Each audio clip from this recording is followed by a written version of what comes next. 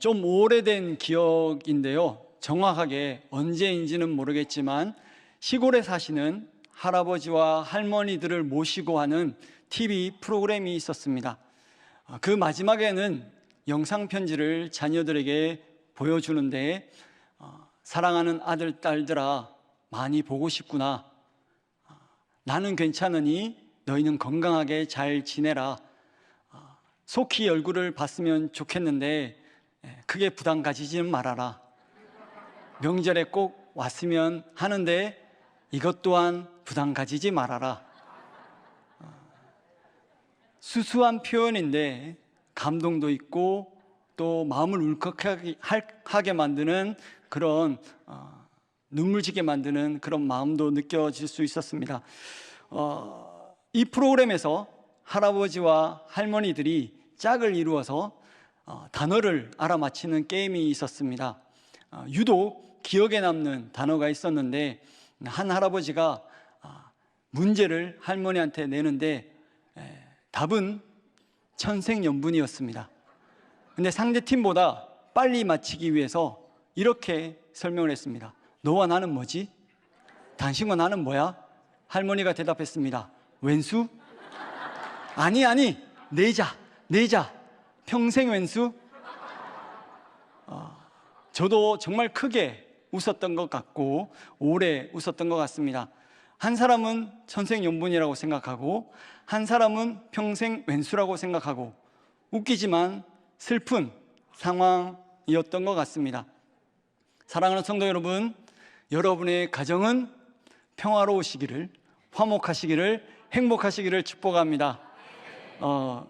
부부뿐만 아니라 부모와 자녀, 형제와 자매 모두가 주님 안에서 화목하시기를 주님의 이름으로 축복합니다. 교회도 마찬가지, 평생 왼수보다 평생 고마운 사람이 가득하기를 축복합니다. 이 시간 우리 한번 다시 인사하겠습니다. 당신은 평생 고마운 사람입니다. 자, 옆 사람과 앞뒤에 계신 분들과 인사하시기 바랍니다. 당신은 평생 고마운 사람입니다. 고맙습니다. 이렇게 우리 교회 안에 서로에게 고마워하는 마음이 가득하기를 축복합니다. 사랑하는 성도 여러분, 하나됨의 은혜가 있습니다.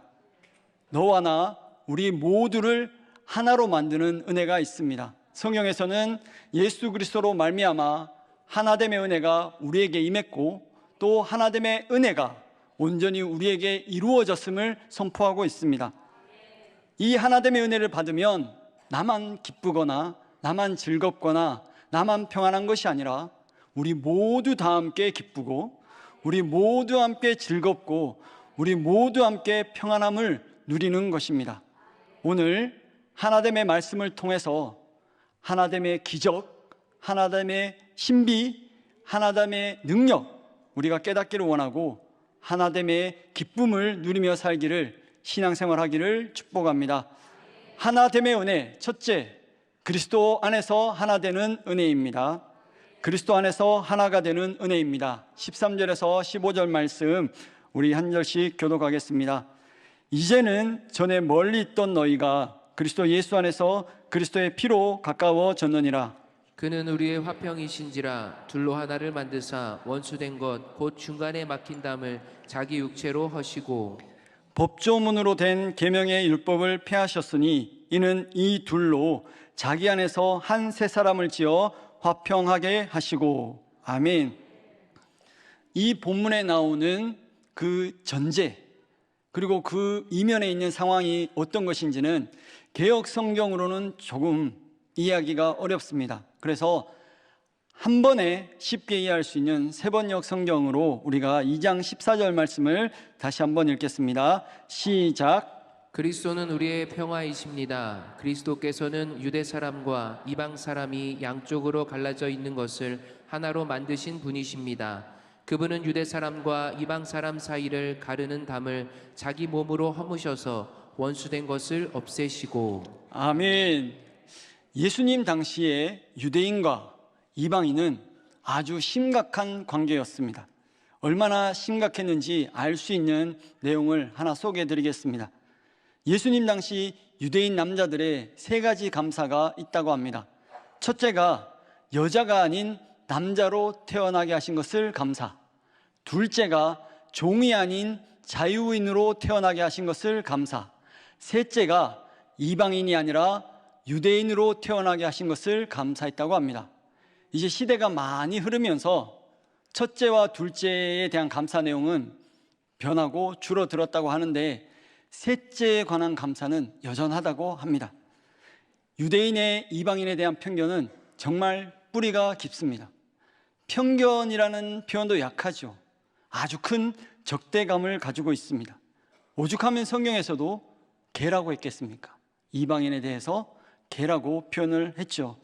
그런데 예수님은 유대 사람과 이방인 사이에 막힌 담을 예수님의 몸으로 허무셨습니다. 이 편견의 담이, 이 적대감의 담이 예수 그리스도의 육체로 말미암아 무너진 것입니다. 이 세상에서 가장 높은 편견, 가장 큰 적대감의 담이 무너진 것은 기적인 것입니다. 사랑하는 성도 여러분, 세상에서 가장 높은 편견과 적대감의 담이 예수 그리스도를 통하여 무너졌다면 우리 안에 있는 어떤 편견이 되었든 어떤 적대감이 되었던 예수 그리스도의 피로 무너집니다. 사실 누구에게나 불편한 사람, 싫어하는 사람, 미워하는 사람, 증오하는 사람 있을 수 있습니다. 그럴 만한 사건과 일이 일어나기 때문입니다. 억울한 일, 사기를 당해서, 온갖 모욕과 무시를 당해서, 이유를 알 수 없는 미움과 질투 때문에 고통을 받고 또 마음의 상처가 생깁니다. 이러한 상처, 이러한 불화는 부부간의 불신으로, 자녀와의 불화로, 또 직장 동료 간의 관계로, 고부간의 갈등으로, 또 성도들 간에도 여러 가지 상처로 남게 되는 것이죠. 드러내놓고 말하거나 접근하기가 매우 민감한 문제라 그냥 덮고 그냥 묻고 지내는 것이 허다한 것 같습니다. 어떤 경우에는 죽을 때까지 해결이 안 될 것 같다. 제가 예전에 들었던 설교에서 그 목사님은 이렇게 말했습니다. 고부간의 갈등은 천국에 가서 해결하라. 고부간의 갈등은 천국에서 해결하라. 너무 깊은 마음의 상처, 풀리지 않는 마음의 응어리가 있는 거죠.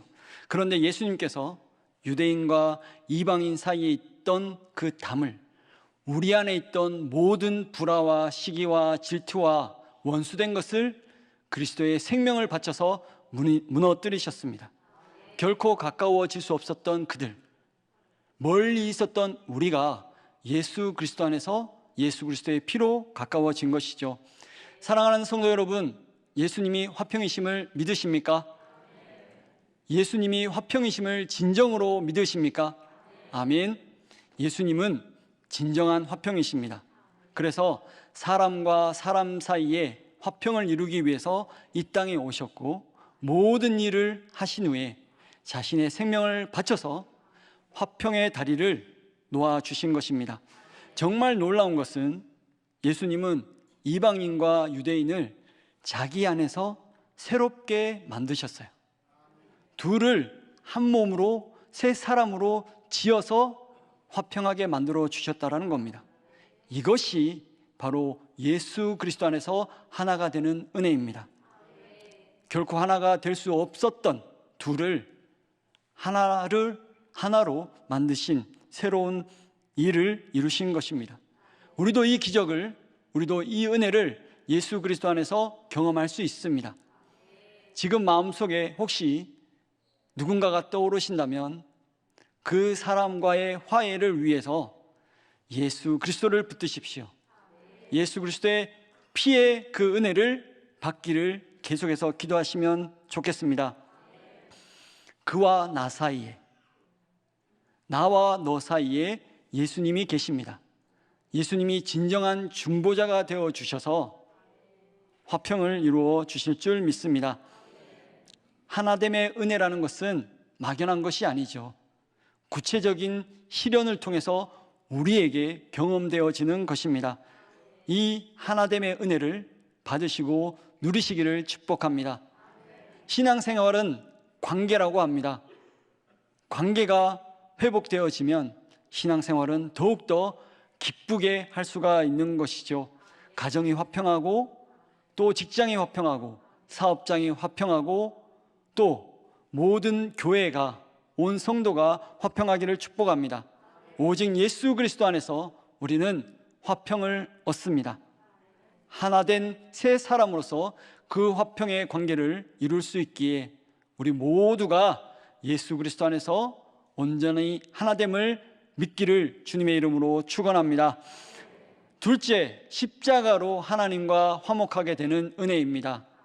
하나님과 화목하게 되는 은혜는 십자가로 이루어집니다. 16절에서 18절 말씀 한 절씩 교독하겠습니다. 또 십자가로 이 둘을 한 몸으로 하나님과 화목하게 하려 하심이라. 원수된 것을 십자가로 소멸하시고 또 오셔서 먼 데 있는 너희에게 평안을 전하시고 가까운 데 있는 자들에게 평안을 전하셨으니 이는 그로 말미암아 우리 둘이 한 성령 안에서 아버지께 나아감을 얻게 하려 하심이라. 여러분, 하나님과 화목하게 된다는 것은 하나님과 다시 화해하게 된다는 뜻입니다. 이 말은 이전에는 하나님과 화목하지 않았다라는 의미가 되는 것이죠. 하나님과 유대인 화목한 줄 알았는데 아니었습니다. 하나님과 이방인 화목하지 않은 사이였습니다. 둘 다 하나님과 화목하지 않은 존재였습니다. 그런데 십자가를 통해서 화목을 이루게 된 것입니다. 여러분, 십자가는 사랑의 상징이기도 하지만 희생의 상징이기도 합니다. 희생 없는 사랑은 한계가 있다는 것을 여러분들도 잘 아실 겁니다. 여러분들은 어떤 희생이 있는 사랑을 해보셨습니까? 요즘에 우리 젊은이들은 희생이 아닌 많은 계산들이 따라오는 것 같습니다. 식사를 해도 네가 한 번 사고 내가 한 번 사고, 선물을 사도 내가 한 번 주고 네가 한 번 받고. 아니, 이상한데요? 네가 한 번 받고 내가 한 번 받고. 네. 뭐 지금도 여전히 그런 젊은이들은 많이 있습니다. 내가 주고 또 주고 또 주고, 너는 받기만 하고 받기만 하고, 또 이런 관계도 분명히 있겠죠. 그런데 그것이 희생은 아니잖아요. 가만히 생각해 보십시오. 물론 경제적인 부담을 가진 거지만 우리는 그것을 희생이라고 얘기하지는 않습니다. 희생이라는 것은 더 큰 헌신을 의미하는 것이고 더 큰 내어드림을 의미하는 것입니다. 그런데 예수님은 하나님의 아들이면서도 자신의 생명을 우리에게 주셨습니다. 십자가에서 모든 피를 흘리는 고통을 겪으시면서 생명을 주신 것입니다. 고통 없는 희생이 아니라 고통이 수반된 희생이었던 것입니다. 그래서 이 희생이 너무나 귀하고 귀한 것입니다. 여기서 또 특별한 점은 둘이 한 몸으로 하나님과 화목하게 하신다는 겁니다. 우리가 보통 구원을 얘기하면 내가 예수님을 믿고 내가 죄사함을 받아서 하나님의 자녀가 된다, 구원의 개념을 이렇게 가지고 있습니다. 그런데 이 구원의 개념은 조금 더 커질 수 있고 깊어질 수 있습니다. 우리 둘이 한 몸이 되어서 하나님과 화목하게 되는 것이다. 예수님이 이 땅에 오신 것은 교회를 세우기 위한 목적도 있으셨습니다. 그렇기 때문에 나 혼자 은혜 받으면 되지, 나 혼자 잘 되면 되지, 이 생각에 우리는 제동이 걸리는 거죠. 아니구나, 함께 은혜 받아야 되는구나, 함께 구원 받아야 되는구나, 함께 하나님과 화목해야 되는구나. 그렇게 한 성령 안에서 한 몸이 되어 하나님 앞으로 나아가는 것입니다. 성경에서는 하나님께 나아감을 얻었다라고 그렇게 표현하고 있습니다. 얼마나 큰 비전입니까? 얼마나 큰 소망입니까? 비전이 큰 만큼 큰 비전이 이루어졌을 때 얻는 기쁨은 큰 법입니다. 소망이 큰 만큼 큰 소망이 이루어졌을 때 얻게 되는 감격은 큰 법입니다. 여러분에게 그런 큰 감동과 큰 감격이 있길 원합니다.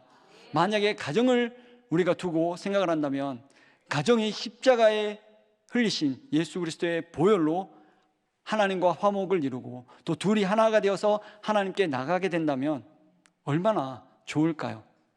우리 함께 예배 드리러 가자. 아이들과 남편이, 아내가 주저없이 같이 움직이는 거죠.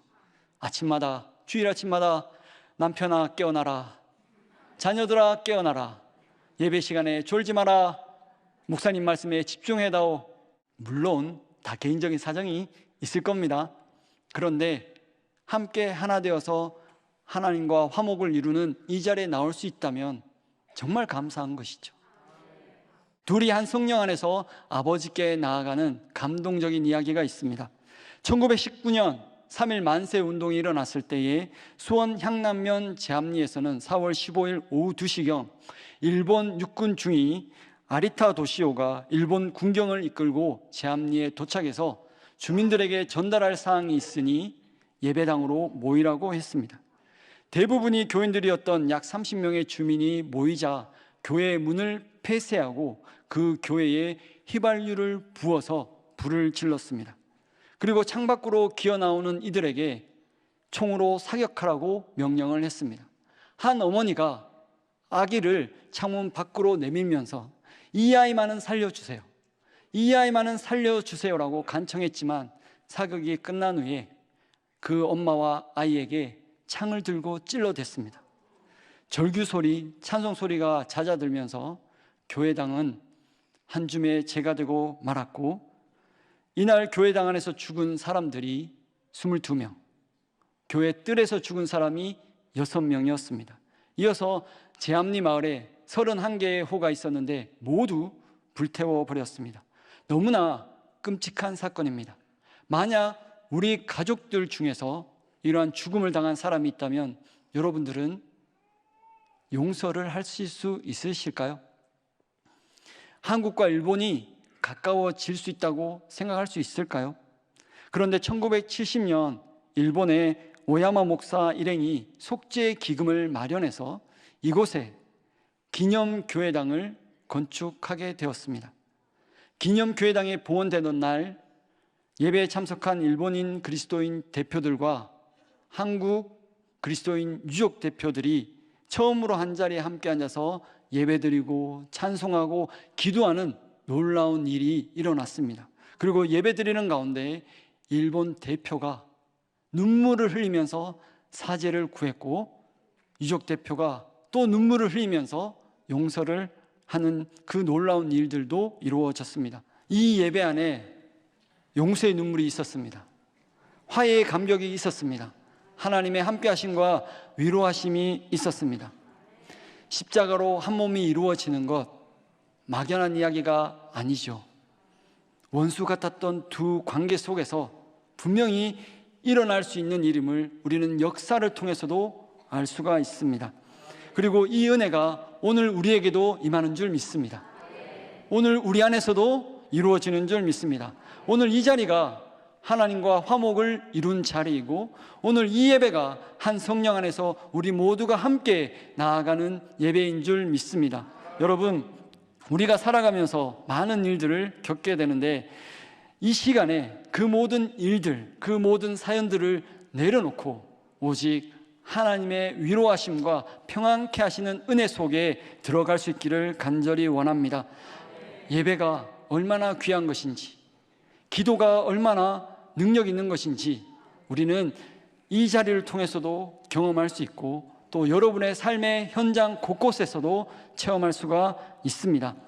하나님과 화목함으로, 또 함께 하나님께 나아감으로 말미암아 그 은혜로 인한 감사와 감격이 여러분의 심령 가운데, 여러분들의 가족 가운데, 여러분의 삶 가운데 충만하게 임하시기를 축복합니다. 십자가에 담겨져 있는 예수님의 희생, 그리고 그 사랑을 진정으로 믿으시기를 바랍니다.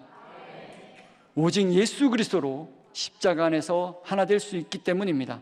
늘 기억하며 되새기며 그 십자가의 사랑으로 살아가시는 우리 모든 성도님들이 되시기를 축원합니다. 셋째, 성령 안에서 함께 지어져가는 은혜입니다. 21절과 22절 말씀 우리 한 절씩 교독합니다. 그 안에서 건물마다 서로 연결하여 주 안에서 성전이 되어가고,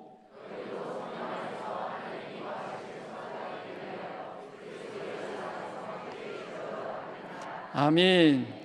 여러분 19절에서 먼저 그러므로 너희는 하나님의 권속이다, 하나님의 가족이다 라고 말씀하고 있습니다.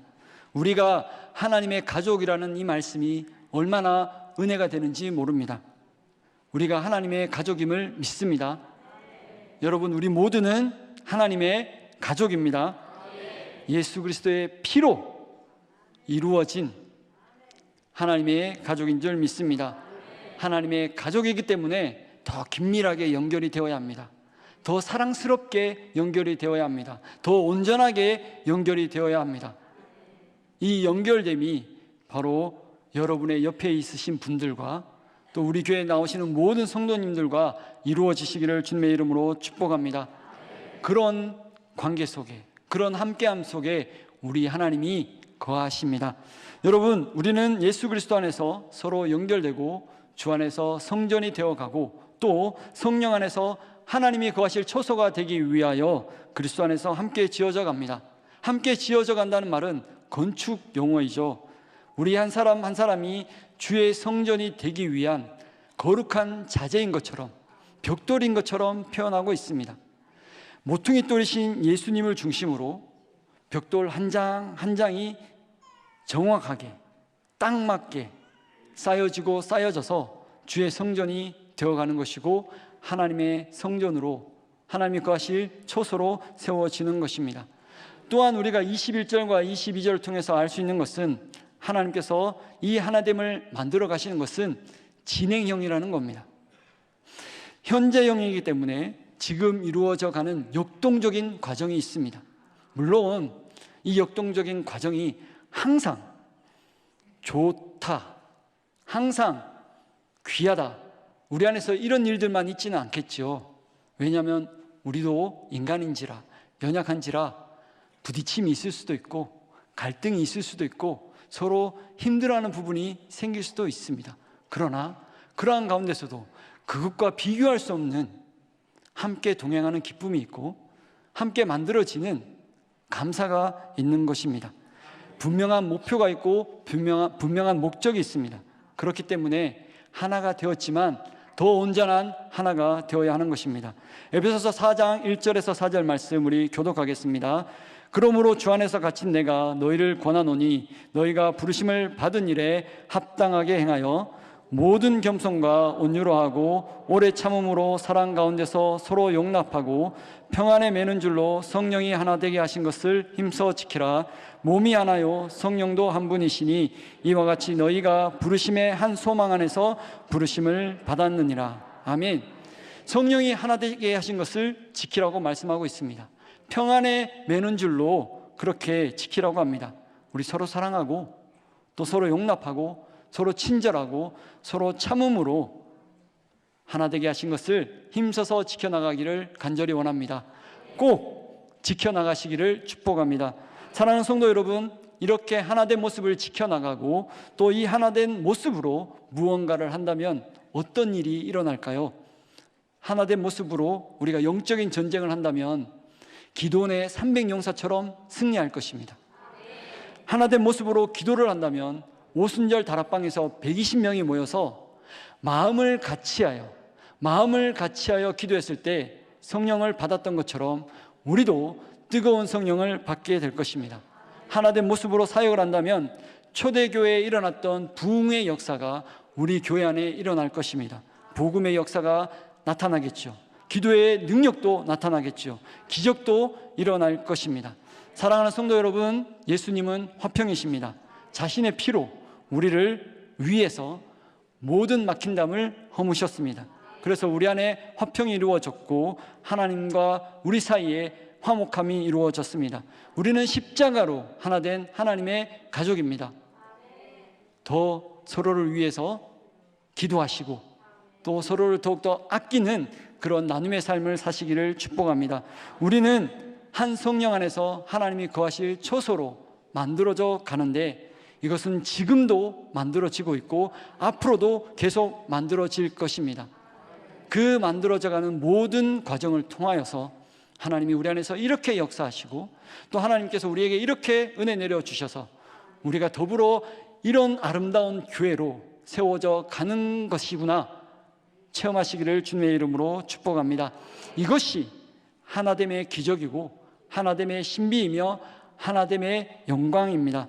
하나님께서 우리를 성령으로 하나되게 하셨으니 그 하나되게 하신 것을 평안에 매는 줄로 굳게 지켜나가시고 더 온전한 하나된 열망, 더 뜨거운 하나됨의 소망을 가지고 살아갈 때에 놀라운 하나됨의 은혜가 넘치고 넘칠 줄 믿습니다.